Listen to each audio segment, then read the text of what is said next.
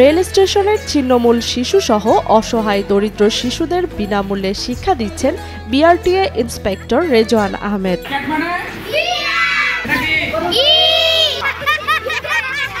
প্রতিদিন বিকেল হলেই কাগজ বা রাস্তায় পড়ে থাকা বোতল নয়, বরং বই নিয়ে রেল স্টেশনে ছুটে আসে এসব দরিদ্র শিশু। কেমন লাগে এই স্কুলে আসতে? অর্থের অভাবে কারো হয়তো দুবেলা খাবার জোটে না, তারপরও বই হাতে জীর্ণ শরীরে স্টেশনে ছুটে আসে ওরা। আমি এখানে বাংলা পড়ি, ইংরেজি পড়ি, গণিত পড়ি, ভালো লাগে।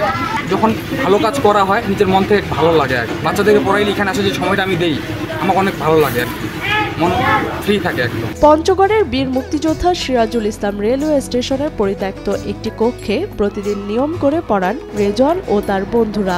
সবকিছু কিনে দিল এখানে পুরো এলাকায় প্রতিটি ঘরে ঘরে যায় বাচ্চাদেরকে আমরা ডাক দিলাম যে তোমরা এখানে সবাই আসিও আর বিনামূল্যে এখানে পড়াশোনা হয়।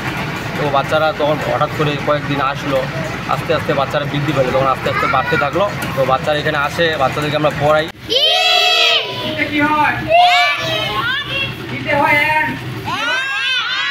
বর্তমানে বাংলাদেশ সড়ক পরিবহন কর্তৃপক্ষের পঞ্চগড় জেলা অফিসে কর্মরত রয়েছেন রেজওয়ান।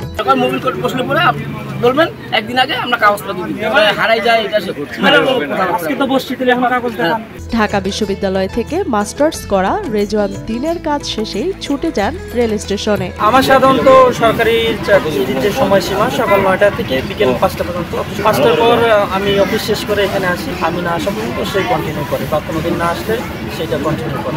এখানে পড়তে আসা বেশিরভাগ শিক্ষার্থীর বাবা মায়েরা দিন মজুরির কাজ করেন, ফলে অর্থের অভাবে সন্তানদের পড়াশোনার জন্য প্রয়োজনীয় ব্যবস্থা নিতে পারেন না।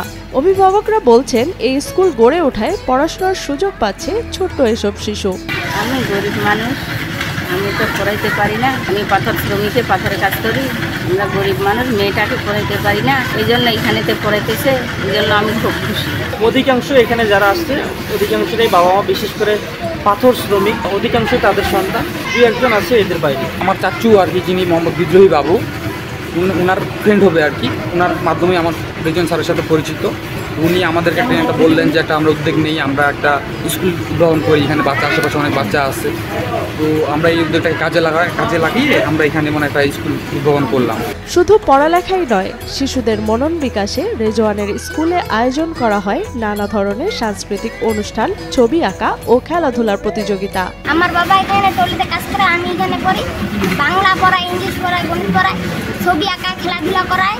এদিকে চাকরির পাশাপাশি দরিদ্র শিক্ষার্থীদের জন্য স্কুল খুলে রেজওয়ান অনন্য দৃষ্টান্ত স্থাপন করেছেন বলে মন্তব্য করেন স্টেশন মাস্টার মাসুদ পারভেজ। উনি চাকরি শেষ করে এখানে রাত্রেবেলা এবং বিকালবেলা এখানে আশেপাশে কিছু গরিব ছেলে মেয়ে আছে, তাদেরকে নিয়ে বসেন এবং সেম স্কুল টাইপেরই ক্লাস করান। এই জিনিসটা অবশ্যই একটা ভালো প্রভাব আশেপাশে পড়ছে।